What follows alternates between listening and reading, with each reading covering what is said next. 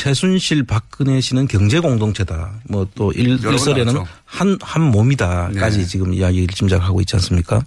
그런데 이분들이 그 소생들을 보면 자식들을 보면 박근혜 씨는 자식이 없고 네. 최순실은 정유라가 유일한 자식으로 돼 있죠. 그리고 이 정유라에 대해서 두 분이 들인 공을 보면 대단하죠. 거의 대단하죠. 그저 자식 단순한 자식으로 보기 어려울 뭐 오히려 누구 자식인지도 모를 정도까지 왜 이렇게까지 하나는 의문들이 많이 있죠. 의문들을 가지고 있죠. 사실은 결국 말 사주다가 다 들킨 거잖아요. 그렇죠. 이게. 이 사건도 네. 거기서 출발이 된 거고요. 네.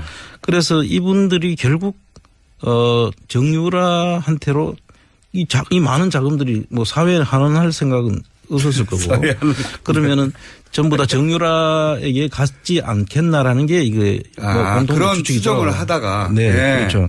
그래서 이래 보니까 그 당시에 그 KB 프랑크푸르트 지점장 예. 그분하고 그리고 또 저 부분이 있죠. 그 평창동에 예.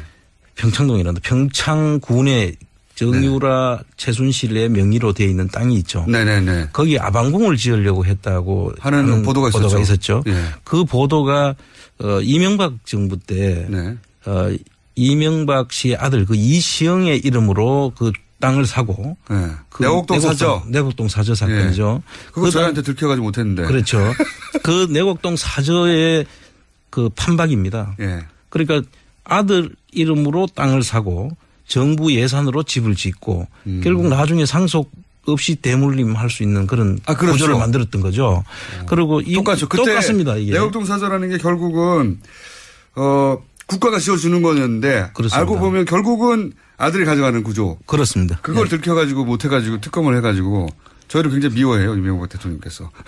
그런데 사실 특검도 뭐 제대로 밝히지 못했죠. 예. 네. 그래서 지금 이 부분들은 동일한 유형의 그 기법이 똑같네요. 기법이 똑같습니다. 그리고 이게 여기는 한 기법이 더 들어가는 게 그 일대 땅을 사게 되면 대통령 그 퇴임 후에 사저가 되기 때문에 없는 도로도 내줘야 될 거고요. 그렇죠. 그럼 그 주변 인근 땅들 값이 다 올라가죠. 도로가 나게 되면.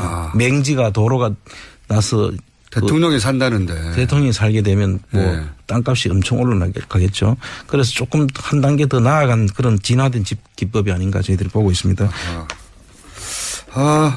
내용이 굉장히 재밌습니다. 자, 앞으로 계속 다룰 내용이고요. 한 가지만 더 하고 오늘은 뭐 많습니다. 앞으로 이제 조력자들도 누군지 찾아볼 것이고 그 외에 다른 흐름들, 뭐 기업들과의 뭐 스포츠 토토와의 관계라든가 굉장히 많은 얘기를 할 텐데 오늘 한 가지만 더 하고 마무리할게요. 오늘은 첫 시간 앞으로 이런 걸 다룰 겁니다.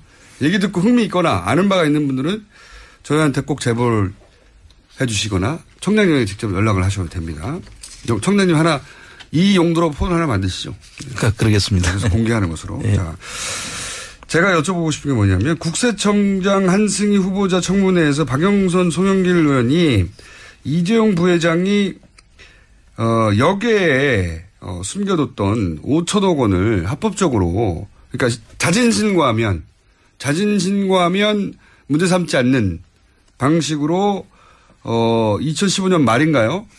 예, 15년에서 2016년 3월 말까지. 예. 그 사이에 만약에 세금 포탈을 했는데 자진신고하면 뭐 뭔가 경감을 준다거나 혹은 문제 삼지 않는다든가 공개하지 않고 있기 때문에 잘 모르는 상황인데 구체적인 내용은 그런 질의를 했어요. 국세청에서 5천억을 그렇게 다른 사람들도 많이 있는데 그중에서 이제 이재용 부회장이 5천억을 그런 식으로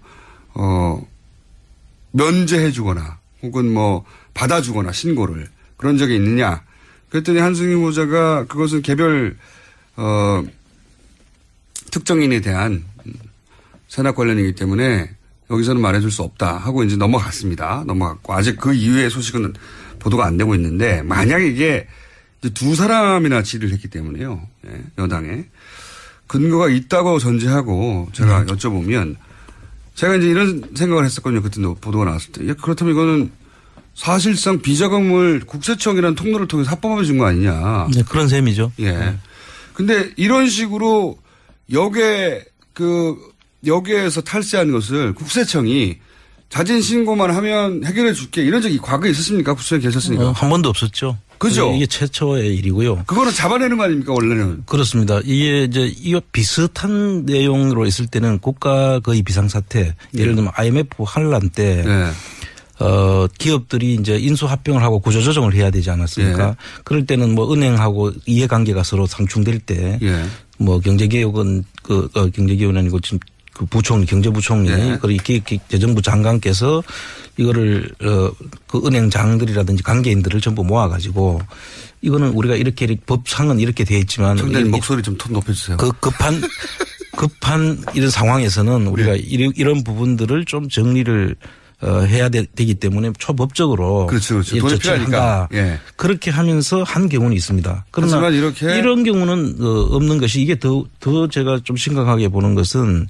2017년이면은 한 90개 국가와 정보 교환을 해서 저희들이 자료를 확보할 수 있는 기간이 정해져 있습니다. 지금. 그런데 그 시점을 앞두고 이 기간을 6개월을 정해 가지고 특별히 그 기간에는 세금만 내면 그 뒤에 조치들은 그동안 포탈한 거는 봐준다는 거 아닙니까? 예를 들면 뭐 조세범 처벌법으로 고발을 해야 될 수도 있고 형사처벌을 할 수도 있는 거거든요.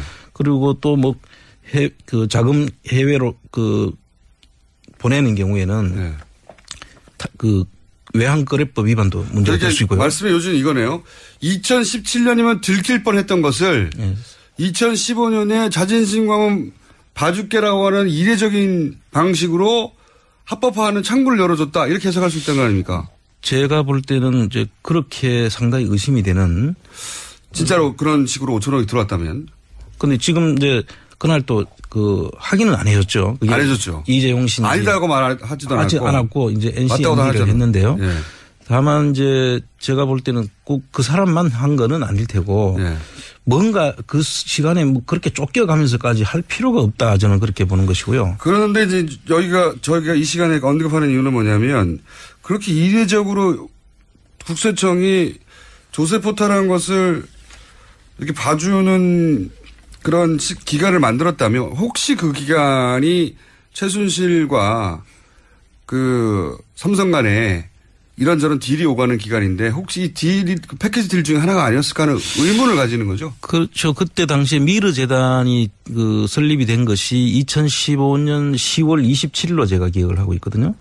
그런 시기에 2015년 10월 1일부터 2016년 3월 31일까지 6개월간을 자진신고 기간으로 했는데 자진신고제라고 이름을 붙이는데 사실 제도는 계속돼야 제도죠. 그렇죠. 원포인트로 그냥 하고 마는 거고 이 뒤엔 절대로 안 된다라고 하는데 그리고 또 2017년도에 와서는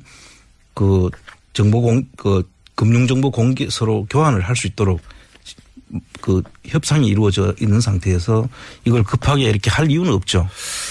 오늘 여기까지 하겠습니다. 이상하죠. 자, 쇼미더머니 앞으로 이런 주제들을 오늘은 겉핥기만 한 겁니다.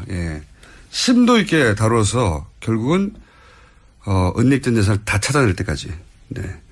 그 사이에 목소리 톤을 높여주시고요. 노력하겠습니다. 제2의 폰도 자비로 마련해 주십시오. 알겠습니다. 자, 오늘 여기까지 듣겠습니다. 지금까지 안원구 전. 이 두 분은 최순실 박근혜 씨는 경제 공동체다. 뭐 또 일설에는 한 몸이다까지 지금 이야기를 짐작하고 있지 않습니까? 그런데 이분들이 소생들을 보면 자식들을 보면 박근혜 씨는 자식이 없고 최순실은 정유라가 유일한 자식으로 돼 있죠. 그리고 이 정유라에 대해서 두 분이 들인 공을 보면 대단하죠. 거의 대단하죠. 그저 자식 단순한 자식으로 보기 어려울 뭐 오히려 누구 자식인지도 모를 정도까지 왜 이렇게까지 하나는 의문들 많이 있죠. 의문들을 가지고 있죠. 사실은 결국 말 사주다가 다 들킨 거잖아요. 그렇죠. 이게. 이 사건도 거기서 출발이 된 거고요. 그래서 이분들이 결국 정유라한테로 이 많은 자금들이 뭐 사회에 환원할 생각은 없었을 거고 그러면은 전부 다 정유라에게 갔지 않겠나라는 게 이게 공통 그런 추측이죠. 추정을 하다가 그렇죠. 그래서 이래 보니까 그 당시에 KB 프랑크푸르트 지점장 그분하고 그리고 또 저 부분이 있죠. 평창동에 평창동이란다. 평창군의 정유라 최순실의 명의로 되어 있는 땅이 있죠. 네네네. 거기 아방궁을 지으려고 했다고 하는 보도가 있었죠. 예. 그 보도가 이명박 정부 때 이명박 씨의 아들 그 이시영의 이름으로 그 땅을 사고 네. 내곡동 사저. 내곡동 사저 사건이죠. 네. 그거 저희한테 들켜가지고